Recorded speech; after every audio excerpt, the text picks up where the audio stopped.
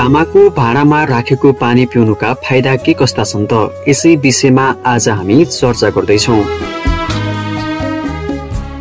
हिन्दू परम्परा अनुसार तामालाई पवित्र धातु मानिन्छ र वैदिक कार्यमा तामाको भाँडालाई अनिवार्य रूपमा प्रयोग गरिन्छ। दैनिक जीवनमा समेत तामाको गाग्रीमा राखेको पानी पिउनु उत्तम मानिन्छ र गाउँघरतिर तामाकै गाग्रीमा पानी भरेर राखिन्छ। यद्यपि शहरतिर पनि तामाको भाँडाको प्रयोग नभएको होइन। धार्मिक हिसाबले मात्र होइन, वैज्ञानिक अध्ययनले समेत तामाको भाँडामा राखेको पानी पिउनु स्वास्थ्यका हिसाबले निकै फाइदाजनक रहेको देखाएको छ। आयुर्वेदिकका अनुसार तामाको भाँडामा राखेको पानी पिउँदा विभिन्न खाले रोगबाट बच्न सकिन्छ। हरेक बिहान तामाको भाँडामा राखेको पानी पिउनुका फाइदा यस्ता छन्। तामाको भाँडामा राखेको पानी पिउनाले युरिक एसिडको समस्या कम हुन्छ र जोर्नीको दुखाइ कम गर्न मद्दत पुग्छ। तामाको भाँडामा राखेको पानीमा घुलेको तामा तत्त्वले शरीरमा थाइरोक्सिन हर्मोनमा नियन्त्रण गर्छ, जसले थाइरोइडको समस्या उत्पन्न हुन दिँदैन। तामाको भाँडामा राखेको पानी पिउनाले एसिडिटी तथा पेटमा धेरै ग्यास उत्पन्न हुने समस्याबाट छुटकारा मिल्दछ र